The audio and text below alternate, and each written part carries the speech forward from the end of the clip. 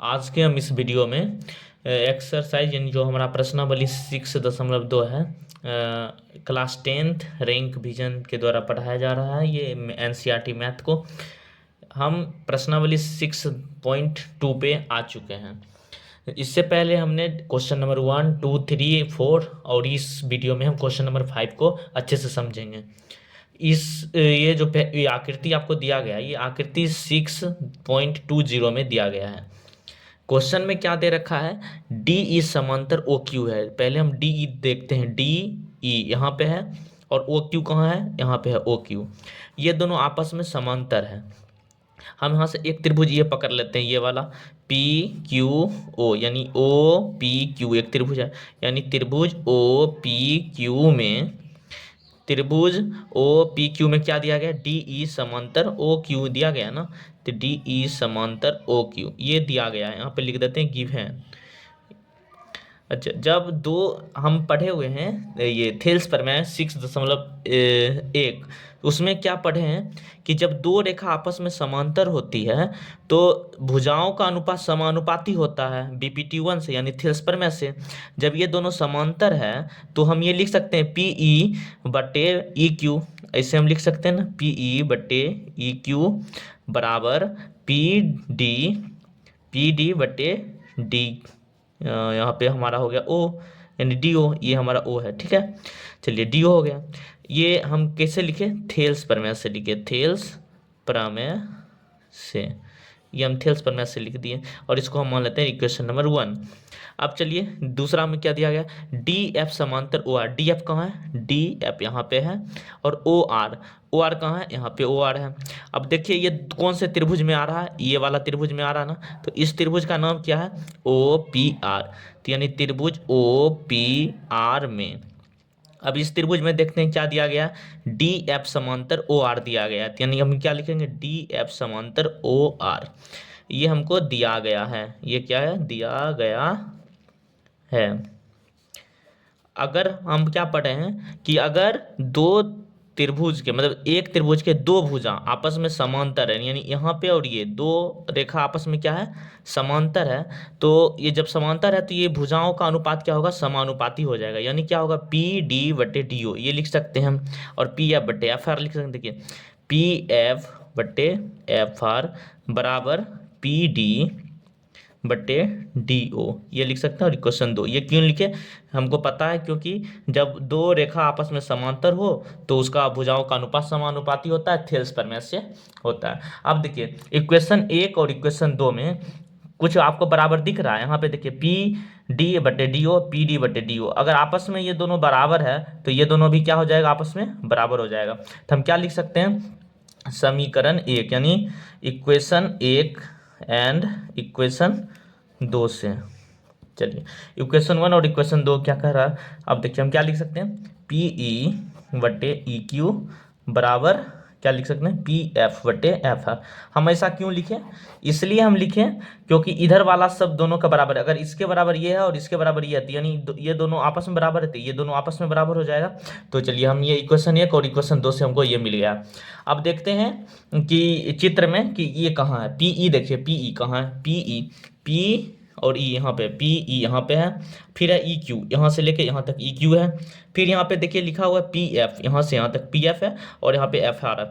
यानी ये वाला और ये वाला दोनों भुजाओं का अनुपात समानुपाती है ना। जब दोनों भुजाओं का अनुपात समानुपाती है तो आपस में ये दोनों समांतर रेखा हो जाएगा, होगा ना।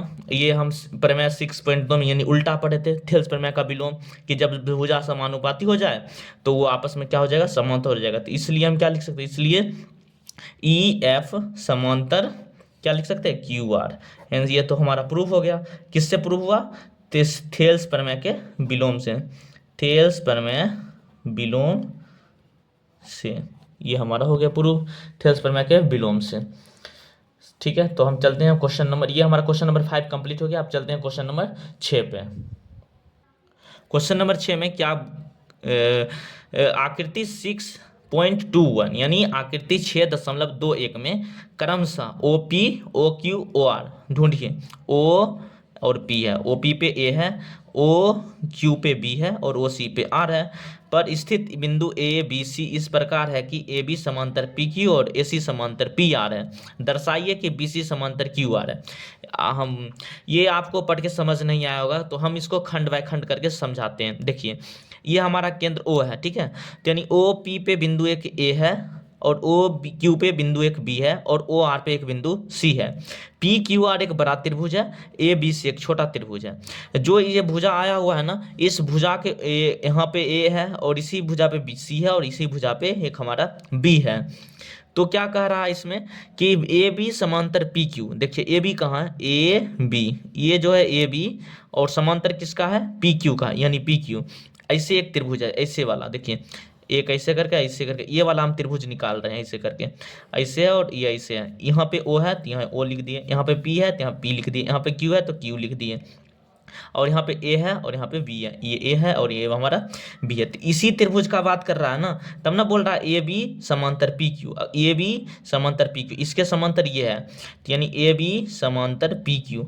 हम इससे क्या लिख सकते हैं, देखिए अगर इस त्रिभुज को हम ऐसे घुमा दें, इस त्रिभुज जो ऐसे है इसको ऐसे घुमा देंगे तो आपको सीधा सीधा समझ आएगा।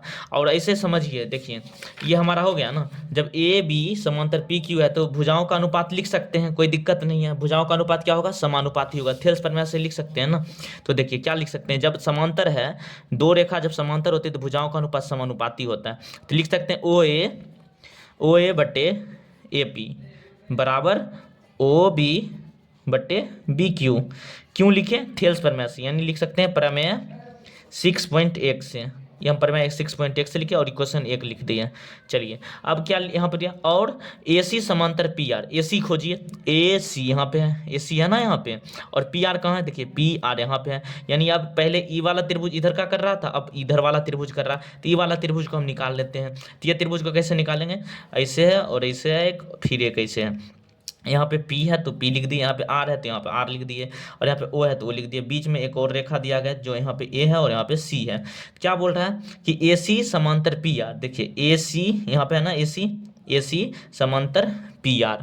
तो ये हमारा AC समांतर PR, जब समांतर रेखा हो जाए तो भुजाओं का अनुपात समानुपाती हो जाता है।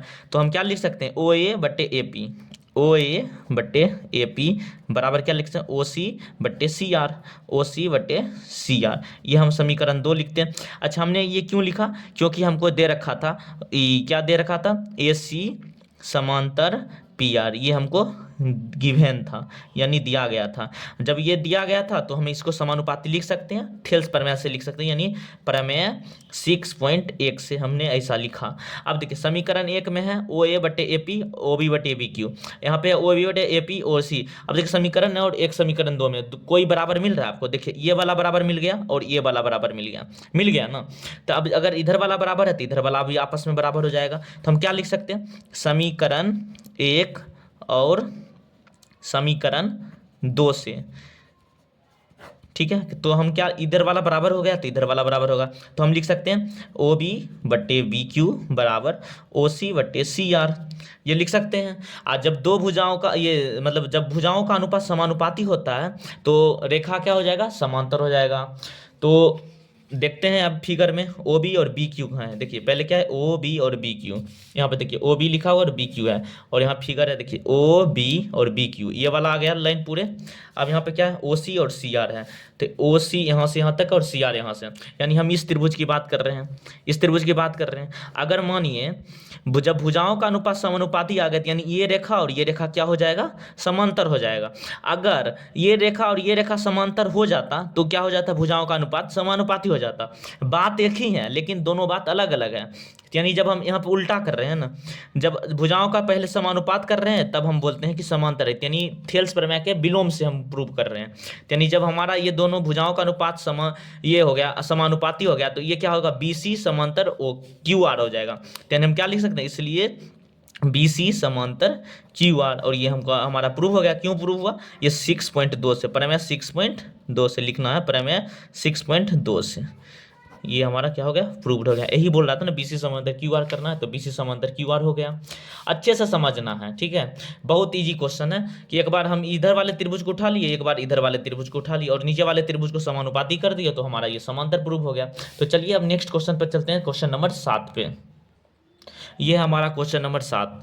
क्वेश्चन नंबर 7 में क्या बोला जा रहा है, प्रमेय 6.1 का प्रयोग करते हुए नहीं। अच्छा 6.1 प्रमेय क्या था ये सबसे पहले बताइए।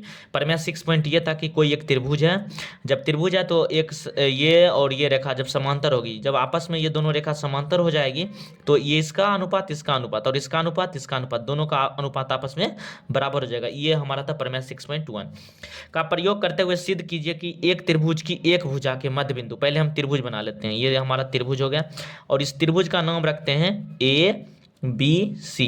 अब क्या बोल रहा है, त्रिभुज की एक भुजा के मध्य बिंदु, यानी एक भुजा के मध्य बिंदु हम मान लेते हैं ये हमारा क्या है मध्य बिंदु, इसका नाम रख देते हैं डी, डी रख दिए, से होकर दूसरी भुजा के समांतर, दूसरी भुजा के समांतर बोला, ये भुजा इधर है ना तो इसके भुजा के समांतर ही जाएगा ना। समांतर किसको बोलते हैं, जो आगे कभी नहीं करता हो, तो इसके समांतर, तो ये हमारा रेखा होगी, यानी मध्य बिंदु से दूसरा एक समांतर रेखा हम खींच रहे हैं। ठीक है, खींच दिए। खींची गई रेखा तीसरी भुजा को, ये तीसरी भुजा पे टच हुआ ना, देखिए पहली भुजा पे मध्य बिंदु दिए, दूसरी भुजा के समांतर, ये भुजा के समांतर जा रहा है और क्या बोल रहा है, तीसरी भुजा को समद्विभाजित करते। बताइए, बोल रहा है कि सही बात है कि इसके बीचों बीच आ जाके मध्य बिंदु पर बना है, यानी ई। तो हमको प्रूव क्या करना है, यानी सिद्ध करना है, सिद्ध करना है, सिद्ध क्या करना है, सिद्ध करना है ए ई बराबर ई से। अगर ये बताइए मध्य बिंदु है, मानिए ये अगर मध्य बिंदु हो गया तो यहाँ से यहाँ तक और यहाँ से यहाँ तक बराबर दूरी हो जाएगा ना, यानी ये अगर 10 है तो ये भी 10 हो जाएगा, ये 20 है तो ये भी 20 हो जाएगा, तो यही तो मध्य बिंदु होता है ना, मध्य बिंदु मतलब बीचों बीच। तो यही हमको प्रूव करना कि ये सही में मध्य बिंदु है कि नहीं, तो मतलब ए ई बराबर ई सी, ये हमको प्रूव करना है, समझे, ये हमको सिद्ध करना। तो हमने क्या लिया था, ए बी सी एक त्रिभुज लिया है जिसमें से डी से ई पे एक समांतर रेखा दूसरी भुजा के समांतर खींचा जो कि तीसरी भुजा पे ये समद्विभाजित करता है, यही प्रूव करना है। तो हम प्रमाण में क्या लेंगे, देखिए प्रमाण में सबसे पहले हम क्या लेते हैं, ये हमको क्या बोल रहा है कि डी हमारा क्या है, मध्य बिंदु है।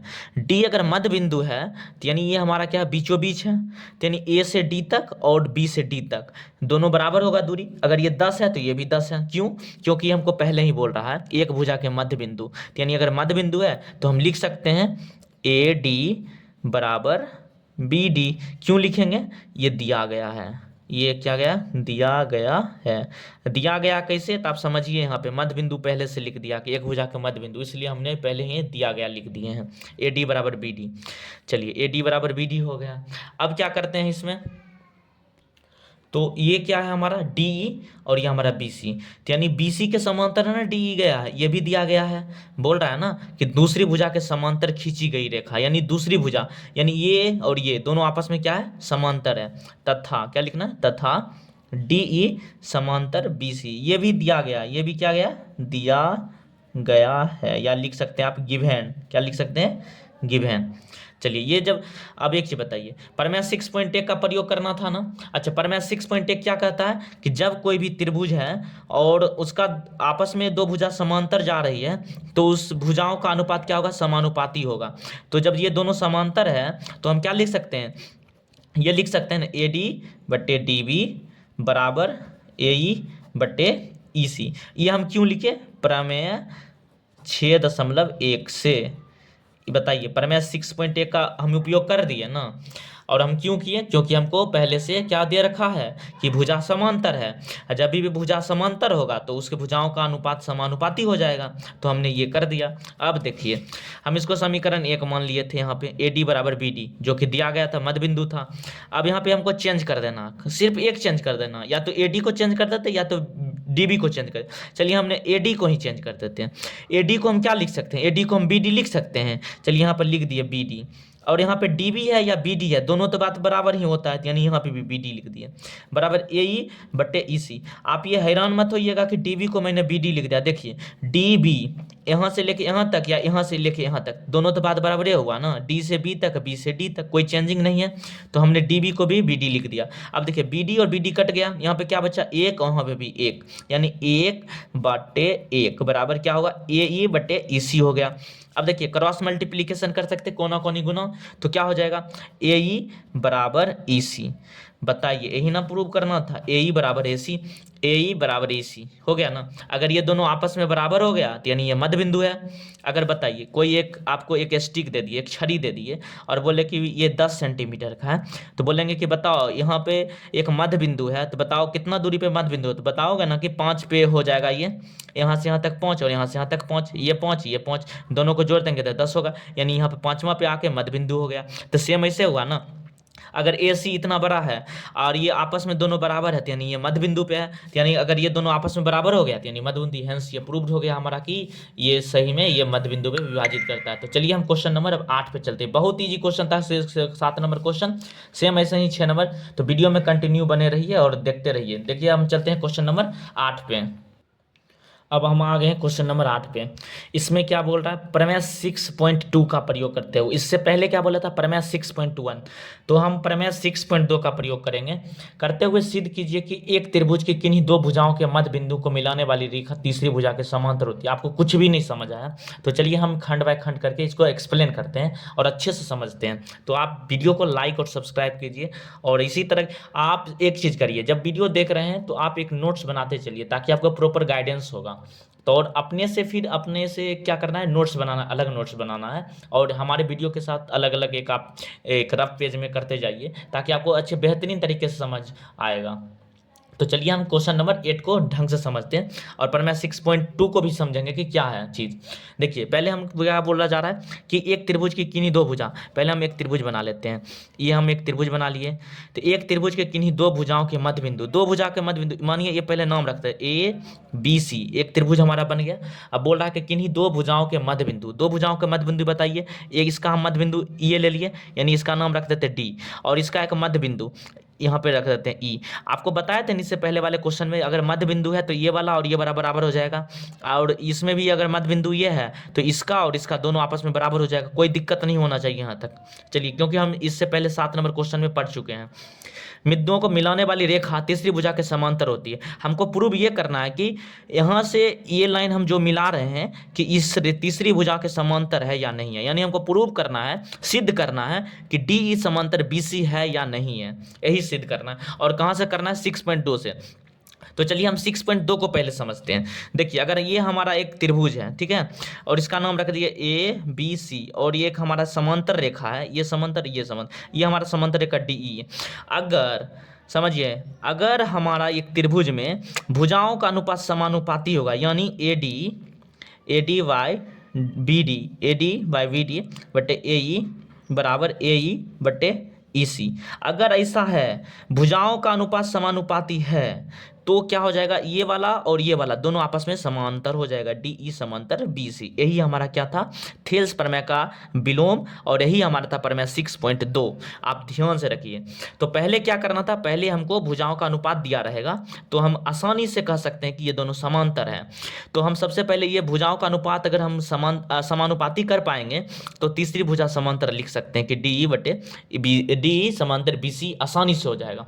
तो चलिए हम अच्छे से समझते हैं इस चीज़ को कैसे प्रूव करना है। यानी हम पहले लिखेंगे सिद्ध करना है, हमको सिद्ध क्या करना है, सिद्ध करना है। क्या सिद्ध करना है कि डी ई समांतर बी सी है, तो हमको यही सिद्ध करना है, डी ई समांतर बी सी है। और ध्यान रखना है, प्रमेय 6.2 का प्रयोग होना चाहिए। पहले हम ये प्रूव करेंगे कि ये समानुपाती है, फिर ये प्रूव करेंगे कि डी ई समांतर बी सी हो जाएगा, खुद हो जाएगा ना 6.2 से। तो चलिए हम नेक्स्ट ये करते हैं, स्टेप लेते हैं। तो हम प्रमाण में इसको क्या दे सकते हैं, तो प्रमाण में हम ये दे सकते हैं। देखिए हमको दो चीज़ यहाँ दिया गया है।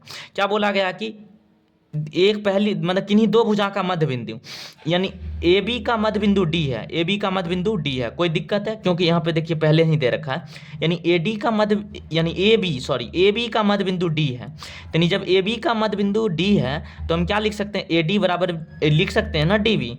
देखिए यानी ए बी का मध्य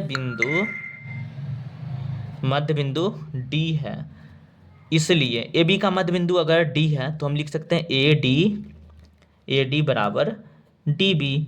यहाँ तक कोई दिक्कत नहीं, इसको समीकरण 1 मान लेते हैं। अब यहाँ देखिए ए सी का मध्य बिंदु ई है, यानी क्या लिख सकते हैं, ए यहाँ लिखेंगे तथा ए सी का मध्य बिंदु, ए सी का मध्य बिंदु क्या है, ई है। चलिए ई है, जब AC का मध्य बिंदु E है तो हम क्या लिख सकते हैं, तो लिख सकते हैं ना AE बराबर EC, तो यहाँ लिख सकते हैं AE बराबर EC, ये हम समीकरण 2 मान लेते हैं। चलिए अच्छा, एक चीज़ और इसको हम कर सकते हैं ना, जब ये दोनों आपस में बराबर है तो ये कर सकते हैं AE बटे EC इधर कर लेते हैं और यहाँ पे 1 ले देते हैं, ऊपर नीचे 1 रहेगा तो दोनों गुना कीजिएगा तो सेम आ जाएगा ना, कोई दिक्कत है यहाँ पे। देखिए जैसे हम आपको पूरे एक्सप्लेन कर देते हैं, लिखना हमको इतना ही है बट एक्सप्लेन करते हैं। 1/1 कर दिए ना, आप दोनों गुना कीजिए तो ये लाइन आ जाएगा ना, कोई दिक्कत नहीं है। तो हम क्या लिख सकते हैं, AE बटे EC बराबर 1 लिख सकते हैं, ठीक है ना। तो हम डायरेक्ट ये लिखते हैं AE बटे EC बराबर 1। अब इसको समीकरण 2 नहीं, इसको समीकरण 2 मान लेते हैं। अब देखिए AD बराबर डी थी, सेम इसको भी ऐसे ही करते हैं, तो ये लिख सकते हैं AD बटे DB बराबर 1, इसको हम समीकरण 1 मान लिए। चलिए समीकरण 1 और समीकरण 2 मान लिए। अच्छा समीकरण 1 और 2 में क्या है, इधर वाला 1 है और इधर वाला भी 1 है, दोनों अगर इधर वाला बराबर है तो ये वाला बराबर हो सकता है। तो हम क्या लिखेंगे, समीकरण 1 और समीकरण 2 से। देखिए समीकरण 1 और 2 को आपस में बराबर कर दें, क्यों, क्योंकि सर इधर RHS वाला और इधर RHS दोनों आपस में बराबर, तो LHS भी बराबर हो जाएगा। तो लिखते हैं AD बटे DB बराबर AE बटे EC। यहाँ तक कोई दिक्कत। चलिए हम अब थोड़ा सा फिगर में आ जाते हैं कि सही में AD बटे DB कहाँ है। देखिए AD बटे DB है ना, देखिए AD बटे DB यहाँ से यहाँ तक और यहाँ से यहाँ तक आ गए। अब क्या है AE बटे EC, AE बटे EC। सर यहाँ पे तो हम ये देख रहे हैं कि दोनों भुजाओं का अनुपात समानुपाती आ रहा है, इधर वाला का भुजा का अनुपात और इधर वाला की अनुपात, यानी हम ना ये वाला हम पहले कर लिए, तो यानी जब हम ये हमको मिल गया तो हम आसानी से लिख सकते हैं ना DE समांतर BC है, प्रमेय 6.2 से विलोम से उसके। तो हम क्या लिख सकते हैं, इसलिए DE समांतर BC क्यों लिखे, प्रमेय 6.2 से, यही बोल रहा था प्रमेय, और ये हमारा प्रूव हो गया। यही तो प्रूव करना था DE समांतर BC। आप लास्ट लाइन में नहीं समझे, फिर से हम समझाते हैं। देखिए हमको एक समीकरण यहाँ मिला, एक समीकरण यहाँ मिला, दोनों समीकरण को आपस में बराबर कर दिए तो हमको ये मिल गया। और फिगर में हम चलने के बाद देखें तो क्या, चलने के बाद ये देखे फिगर में कि यहाँ का अनुपात और यहाँ का अनुपात, यहाँ का अनुपात और यहाँ का अनुपात, दोनों का अनुपात समानुपात यानी अब बराबर हो गया। तो हम आसानी से कह सकते हैं ये वाला लाइन और ये वाला लाइन समांतर है। चलिए डेट सॉल्व। ये हमारा क्वेश्चन 8 बहुत आसानी तरीके से, बहुत ईजी है, कोई कॉन्सेप्ट ही नहीं था, और ये हमारा कंप्लीट हो जा चुका है। चलिए क्वेश्चन नंबर 9 पे चलते हैं। अब ये हमारा क्वेश्चन नंबर 9, और इस क्वेश्चन नंबर 9 में क्या कह रहा है, ABCD एक समलंब है। कैसा चतुर्भुज है, समलंब। समलंब चतुर्भुज क्या होता है कि दो भुजा समांतर होते हैं, दो भुजा आपस में क्या होते हैं, समांतर होते हैं, और दो भुजा असमांतर होते हैं, बराबर नहीं होते हैं, मतलब रेखा आपस में जाके मिल सकती है, ये रेखा इधर जाएगी और ये रेखा जाएगी तो आपस में मिल जाएगी, लेकिन ये वाला और ये वाला कभी मिलेगी नहीं, दोनों समांतर चलेगी। तो समलंब ये है जिसमें AB समांतर, इसका नाम A और इसका नाम B रख देते हैं, और इसका नाम C और इसका नाम D, यानी AB समांतर CD हो गया ना, AB समांतर DC है, तथा इसके विकर्ण परस्पर बिंदु O पे। विकर्ण क्या होता है हमारा, विकर्ण ये है और एक विकर्ण इधर से ले लिए, तो विकर्ण कहाँ पे परस्पर बिंदु प्रतिच्छेद करती है, तो यानी ये बिंदु हमारा O ले लेते हैं, ये हमारा O पे प्रतिच्छेद करती है।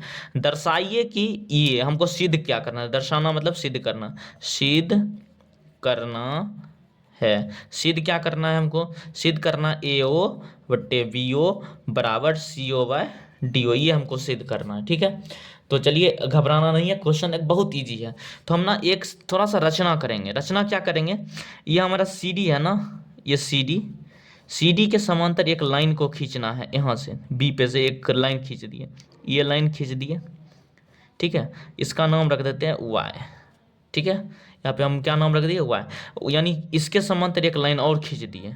एक चीज पता है, इसके समांतर ये है और इसके समांतर ये कर दिए, यानी ये इसके समांतर भी हो जाएगा, नहीं समझे, ये समांतर इसके समांतर हो गया, ठीक है। और क्या बोल लेते हैं हम, रचना करेंगे, क्या करेंगे, रचना कर रहे हैं। रचना क्या किए, O से एक हमने बिंदु खींचा, किधर खींचा, CD के समांतर, यानी O से CD के समांतर, CD के समांतर OY खींच दिए, तो यानी OY समांतर CD हो गया, ये CD हो गया ना। और CD समांतर किसका है, देखिए यहाँ पे है ना DC या CD, CD समांतर AB का, यानी समांतर AB, ये हमारा हो गया। अब देखिए हम यहाँ पे ओ वाई और ये इसमें चलेंगे, तो हम सबसे पहले क्या करते हैं, प्रमाण देंगे कि क्या करना है। यहाँ तक हो गया ना, कोई दिक्कत नहीं है। क्या करना है, एक सिर्फ एक लाइन खींचना है, इसके समांतर खींचना है, ये तीनों आपस में समांतर हो गए। तो हम ना अब त्रिभुज बाय त्रिभुज चलेंगे। सबसे पहला त्रिभुज कौन चलते हैं, सबसे पहला त्रिभुज चलेंगे ए बी सी में, ए बी यहाँ पे सी है, ये वाला त्रिभुज में चलते हैं, ठीक है ना। ये आपको दिख रहा ना, ये वाला त्रिभुज में चलते हैं, आराम से चलना है। देखिए क्या क्या है, लिखते हैं त्रिभुज ए बी सी में, यहाँ पे लिख देना प्रमाण, ठीक है ना, प्रमाण में चल रहा है त्रिभुज ए बी सी में। त्रिभुज ए बी सी का यहाँ फिगर बना लीजिए ताकि आपको अच्छे से समझ आए। यहाँ पे इसे कर लिया और ये इसे कर लिया। इसका नाम क्या है, इस कोण का नाम ए, और यहाँ पे बी, और यहाँ पे सी, और यहाँ से एक ओ है, और ये हमारा वाई है। ये कर लिए, यहाँ तक कोई दिक्कत नहीं है। हम क्या बोले थे, हम ये बोले आपको कि सी डी समांतर ओ वाई है ना। पहले क्या है, पहले ये देखिए ए बी समांतर है सी डी का, ए बी समांतर सी डी है। फिर हमने क्या किया, सी डी के समांतर ओ वाई ले लिया, सी डी समांतर ओ वाई। अब बताइए ए बी बराबर 2, यानी 1 रुपया बराबर 2 और 2 रुपया बराबर 3, तो हम लिख सकते हैं 1 बराबर 3, कोई दिक्कत नहीं। तो हम लिया क्या लिख सकते हैं, ए बी समांतर ओ वाई। ये हम लाइन समझे, नहीं लिख सकते, यानी इसके समांतर ये है। और जब दो रेखा आपस में समांतर हो तो हम उसके अनुपात क्या लिख सकते हैं, समानुपाती होता है। जब दो रेखा आपस में समांतर हो, ये वाला और ये वाला समांतर है, तो हम लिख सकते हैं ना ये चीज, तो हम ये लिख सकते हैं ना, ए बी समांतर हो गया है। और जब दो भुजा आपस में समांतर होगी तो भुजाओं का अनुपात समानुपाती होगा। तो हम क्या लिख सकते हैं, यहाँ से लिख सकते हैं ओ सी, यानी तो इसे लिख सकते हैं ए ओ बटे ओ सी बराबर B Y Y C Y, ये लिख सकते हैं। समीकरण 1 यहाँ पे हो गया। चलिए अब क्या करते हैं, अब एक त्रिभुज में आ गए, अब ये वाला त्रिभुज में आते हैं बी सी डी में, अब ये वाला त्रिभुज में आ गए बी सी डी में। चलिए अब लिखते हैं त्रिभुज बी सी डी में, अब इस त्रिभुज में आ गए। अच्छा, त्रिभुज बी सी डी का फिगर बना लीजिए। सबसे पहले बी, यहाँ सी और यहाँ पे डी, इससे बनेगा। तो हम यहाँ फिगर बनाते हैं, ये यहाँ पे आ गया, फिर ये वाला यहाँ आ गया। इसका नाम रखते हैं बी, यहाँ पे बी है और यहाँ पे सी है और यहाँ पे डी है, और एक समांतर रेखा हमारा जो गया था खींचे थे वो वाई है। अब बताइए ये रेखा और इसके रेखा के समांतर है ना, यानी क्या लिखे थे, ओ वाई समांतर सी डी, ये हम खींचे हुए हैं। जब समांतर रेखा है तो हम इसका अनुपात क्या लिख सकते हैं, समानुपाती होता है या नहीं, लिख सकते हैं समानुपाती।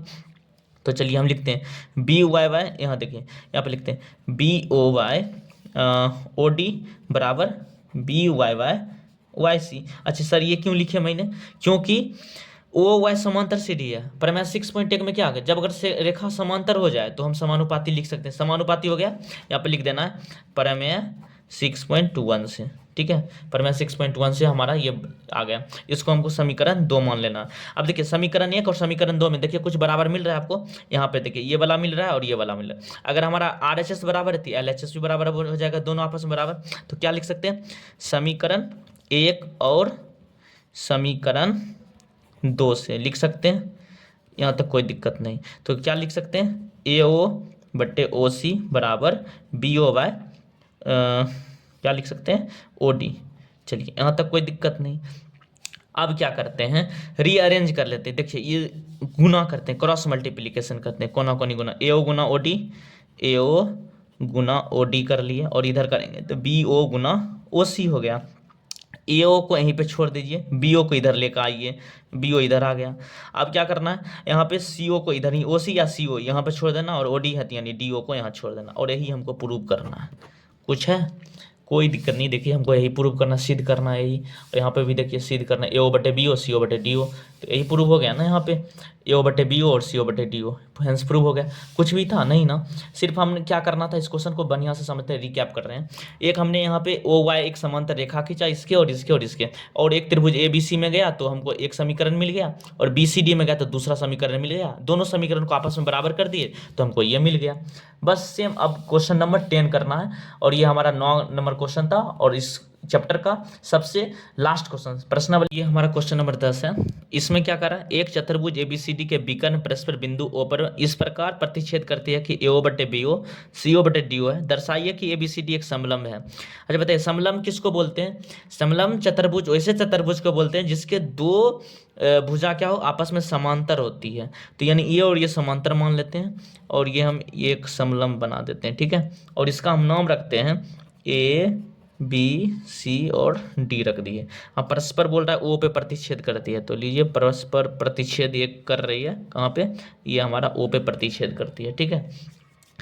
तो हमको प्रूव क्या करना है कि ए बी सी डी यानी सिद्ध करना, लिखना है सिद्ध करना है। सिद्ध क्या करना है, ए बी सी डी एक समलंब चतुर्भुज है, ये हमको सिद्ध करना है। चलिए दिया गया क्या है, तो दिया गया है एओ बटे बीओ बराबर सीओ बटे डीओ, ये हमको दिया गया है, ठीक है। चलिए और हम क्या करते हैं, रचना करना, एक थोड़ा सा छोटा सा रचना करना। रचना क्या करना है, यहाँ पे एक समांतर यानी ए बी के समांतर एक रेखा खींच देना, इसका नाम ई रख देंगे। यानी यहाँ लिखते हैं रचना ओ से ए बी के समांतर, ओ से ए बी के समांतर ओ ई रेखा खींचा, रेखा को खींचा, ठीक है। रेखा का नाम क्या है, ओ ई है, यानी ये रेखा किसके समांतर, ए बी के। और ये हमारा समांतर हो गया इसके समांतर। चलिए तो ये हम एक रेखा खींच दिए। अब चलते हैं एक त्रिभुज में, देखिए ए बी सी में, इसी में ना ये देखिए इसके रेखा ये दोनों किस त्रिभुज में है, यानी ए बी सी में है। तो चलिए तो प्रमाण में चलते हैं, प्रमाण त्रिभुज ए बी सी में। चलिए त्रिभुज ए बी सी में फिगर बना लेते हैं। त्रिभुज ए बी सी का कैसा है, ऐसा है, यानी यहाँ पे सी है और यहाँ पे बी है और यहाँ पे ए है, और इसके समांतर हमने एक समांतर रेखा खींचा, यानी क्या है, ओ ई समांतर ए बी है। अगर ओ ई समांतर ए बी है तो हम इस भुजाओं का अनुपात समानुपाती हो सकता है। तो क्या लिख सकते हैं, सी ओ बटे ओ ए बराबर सी बटे ई बी लिख सकते हैं। क्यों लिखे, ये प्रमेय 6.1 से लिखे। क्यों लिखे 6 पॉइंट, क्योंकि समांतर है तो इसलिए हमारा समानुपाती हो जाएगा। तो ये हमको एक समीकरण मिल गया यहाँ पे, समीकरण 1। बट हम क्या करते हैं, अब देखिए एक हमको क्या दिया गया है, एक हमको ये भी इक्वेशन दिया गया है। तो देखिए ये जो दिया गया वो लिखते हैं एओ बटे बीओ बराबर सीओ बटे डीओ, ये हमको क्या गया, गिवन है, यानी दिया गया है। इसको हम रिफॉर्म कर लेते हैं, मतलब कौन हम पहले क्रॉस करते हैं फिर देखिए, डायरेक्ट हम कर सकते हैं लेकिन आपको समझ नहीं आएगा, इसलिए इस जो दिया गया ना, ये जो बराबर में समानुपाती है, इसको हम थोड़ा क्रॉस करते हैं। यानी क्रॉस करने पर ए ओ गुना और डी ओ हो जाएगा बराबर सी ओ गुना बी ओ। ये डी ओ है या ओ डी, कोई दिक्कत नहीं है। चलिए यहाँ पे क्या करते हैं, ए ओ को यहीं पे रखते हैं और नीचे में हम क्या लेकर आते हैं, ओस, यहाँ पे ओ सी या सी ओ ये नीचे लेके चले आए और इधर हमारा बी ओ बच गया और यहाँ पे हमारा डी ओ बच गया। ये हमारा यहाँ पे मिल गया और समीकरण 2 हो गया। यहाँ से कोई दिक्कत नहीं, जो हमें गिवन था ना उसी से हमने एक समीकरण और बना लिया, और एक पहला समीकरण है और दूसरा समीकरण यहाँ हो गया। अब देखते हैं कि दोनों में कुछ सिमिलरिटी है या नहीं, कोई बराबर मिला है या नहीं मिला है, तो वो चीज़ चेक करते हैं और फिर आगे बढ़ेंगे। तो यहाँ पे हमारा ये मिल गया। अच्छा समीकरण 1 में देखिए और समीकरण 2 में कोई बराबर आपको दिख रहा है, देखिए आपको बराबर मिलेगा लेकिन उल्टा यहाँ पे मिल रहा है ना, सी ओ बटे ओ मिल रहा है और यहाँ पे देखिए जो कि ए ओ बटे सी ओ है। तो ये इस जो समीकरण 1 है ना इसको रिफॉर्म कर देते हैं, यानी इस समीकरण को यहाँ पे लिख रहे हैं, ठीक है। अच्छे से लिखना, आपको इसके नीचे ही लिखना है जो हम समीकरण लिख रहे हैं आप स्पेस को। तो हम इसको क्या लिख सकते हैं, सिर्फ पलटना है, नीचे वाले ऊपर कर देना, यानी जो ओ ए है ना उसको ऊपर कर देते हैं तो बन जाएगा हमारा ए ओ, जो नीचे ऊपर है तो उसको नीचे ले आओ तो यानी सी ओ हो गया, बराबर हो गया। और जो नीचे है उसको ऊपर लेके चलिए, यानी बी ई ऊपर है हो गया, और सी ई जो ऊपर है उसको नीचे लेके चलाइए, सी ई हमारा नीचे। ये हमारा समीकरण 1 हो गया, रिफॉर्म कर लिए ओनली ताकि हमको बराबर मिल जाए। देखिए अब समीकरण 1 और समीकरण 2 में आपको कुछ बराबर मिल रहा है, देखिए ए ओ बटे सी ओ और ए ओ बटे सी ओ, जब आपस में ये दोनों बराबर है तो ये और ये दोनों आपस में बराबर हो जाएगा। कोई दिक्कत, यहाँ तक कोई दिक्कत नहीं होना चाहिए। बस इस समीकरण को रिफॉर्म किए, क्योंकि उल्टा समीकरण बन गया है तो इसको सीधा कर दिए। ठीक है, तो कोई दिक्कत नहीं, अगर ये भी है तो इसको भी अगर हम अपोजिट कर सकते हैं तो भी हम कर सकते हैं, तो कोई दिक्कत नहीं है। ठीक है, आप मैथ आपके हाथ में है, जैसे भी कीजिए कोई दिक्कत यहाँ पे नहीं होने वाला। तो चलिए, ये जब हमारा ये दोनों आपस में बराबर है तो ये दोनों आपस में बराबर हो जाएगा। तो लिखते हैं क्या, समीकरण 1 और समीकरण 2 से। ठीक है, समीकरण 1 और 2 से क्या मिला हमको, तो यानी लिख सकते हैं BE/CE बराबर BO/DO, ये हमको मिल गया। ठीक है ना, जब हमको ये मिल गया है कि BE/CE और BO/DO, देखते हैं कहाँ पे है ये, BE कहाँ है, BE/CE ये हो गया C, और BO/DO यानी यहाँ पे BO/DO, यानी ये वाला मिल गया और ये वाला मिल गया। ठीक है ना, ये त्रिभुज हमको मिल गया। ये त्रिभुज में दोनों भुजाओं का अनुपात बराबर है, तो हम क्या लिख सकते हैं, ये और ये क्या है, समांतर है। तो क्या लिख सकते हैं, तो OE समांतर CD, ये हमको मिल गया OE समांतर CD। अच्छा, OE ही समांतर था ना AB का, OE समांतर AB का था, और यहाँ OE समांतर D का, तो हम क्या लिखते हैं, इसलिए ये लिख सकते हैं ना, OE समांतर CD तथा OE समांतर AB। तो हम डायरेक्ट लिख सकते हैं ना कि AB समांतर CD, तो लिख सकते हैं AB समांतर CD। और जब हमको यही प्रूव करना था ना कि AB समांतर CD अगर हो गया तो ये हमारा समलंब होगा। अगर ये और ये लाइन दोनों समांतर आपस में चली गई तो यही हमारा क्या हो जाता, समलंब चतुर्भुज। समलंब चतुर्भुज में तो यही बोला जाता है ना कि जो दो भुजा आपस में समांतर हो जाएगी वही हमारा समांतर चतुर्भुज, समलंब चतुर्भुज हो जाएगा। तो यहाँ पर हमको मिल गया ना AB समांतर CD, यानी AB समांतर CD हो गया, तो क्या लिख सकते हैं कि लिख सकते हैं यहाँ पे हेंस प्रूव्ड, हेंस प्रूव्ड हो गया। क्या प्रूव्ड हो गया, तो यहाँ लिख सकते हैं अतः त्रिभुज, ये सॉरी, अतः ABCD एक समलंब चतुर्भुज है। ठीक है, और क्यों है चतुर्भुज, यहाँ लिखना है क्योंकि AB समांतर CD है, हेंस प्रूव्ड। समझे, ये करना है आपको। चलिए, इस प्रकार से प्रश्नावली 6.2 कंप्लीट हो चुका है। तो वीडियो को लाइक कीजिए और सब्सक्राइब कीजिए चैनल को, और इसी तरह से आपको पूरे सब्जेक्ट का 10th क्लास का नॉलेज दिया जाएगा।